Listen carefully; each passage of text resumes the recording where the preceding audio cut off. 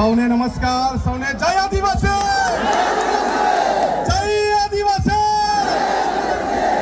લડેંગે, લડેંગે और लड़ेंगे और लड़ेंगे. હવે આપણા સમાજનું એક મોટું વાજિંત્ર છે આપણા હાથમાં, ખબર ને? તો વાળો મુઠ્ઠી.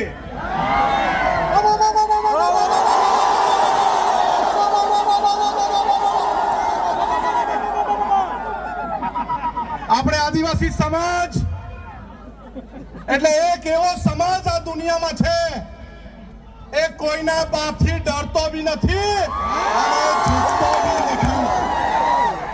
એ આ ચેતરભાઈએ સાબિત કરી દીધું છે. આ ચોર, લુચ્ચા, બેરા, મૂંગા ભાજપિયા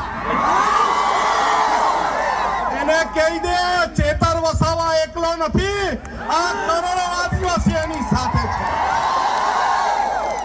અરે અમને અહીંથી આદેશ આપવામાં આવે ચેતરભાઈ જો જેલમાંથી કે જેલ ભરો આંદોલન કરવાનું છે, આપણે જેલ ભરો આંદોલન કરવાનું છે. અરે ગુજરાતમાં એવી કોઈ જેલ નહીં મળે જે 1 કરોડ આદિવાસીને જેલમાં મૂકી હતી. અને આ મારે પોલીસને કહેવાનું છે, આદિવાસી સમાજને બાજી મૂડિયા ગણવાનું બંધ કર. આ આદિવાસી સમાજ આ દુનિયાનો વાઘ છે અને વાઘ રહેશે. હવે પછી છે ને લાફાવાળી કરવાની જરૂર નથી, અરે ભગાવો વાળું કરવાનું શરૂઆત કરવાની છે. મારા ગામમાં ભાજપીઓની જ ચાલો ભગો. અરે જંગલ ખાતાવાળાને બહુ તુમાખી આવી ગયેલી હોય ને, અમારા વિસ્તારમાં પ્લાન્ટેશન નથી કરવા દેતા, આવીને બતાવજો અમારા વિસ્તારમાં. અરે આ આદિવાસી સમાજ એક દિવસ ડેરીમાં દૂધ ભરવાનું બંધ કરે ને તો આ બધા ભાજપીઓને ચા પીવાની બી નહીં મળે. અરે આ આદિવાસી સમાજ પોતાના વિસ્તારમાં પડેલું વરસાદનું પાણી રોકી દે ને તો ધોવાના બી ફાફા થઈ જાય.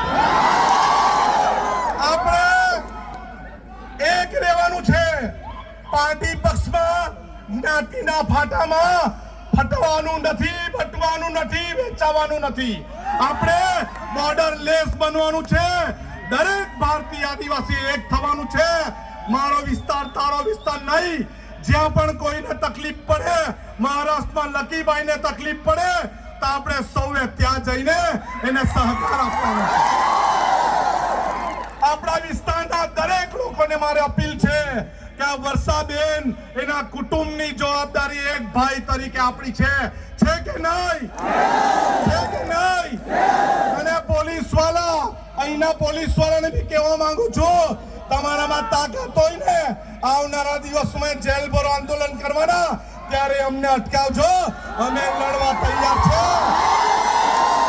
અમે લડવા બી તૈયાર છે, મરવા બી તૈયાર છે. તૈયાર નથી, આપણે કદી ઝૂક્યા નથી અને ઝૂકશું પણ નથી. મારે એક હાથ ઊંચો કરીને કેવું, આપણે સૌ હાથ ઊંચો કરીને કેવું બધા, આપણે સૌ ચેતરભાઈના સમર્થનમાં છે. આ સરકાર નહીં સમજે, આવનારા દિવસમાં જેલ ભરો આંદોલન કરીશું અને કરીશું. સૌનો આભાર. સૌને જય જોહાર, જય જોહાર.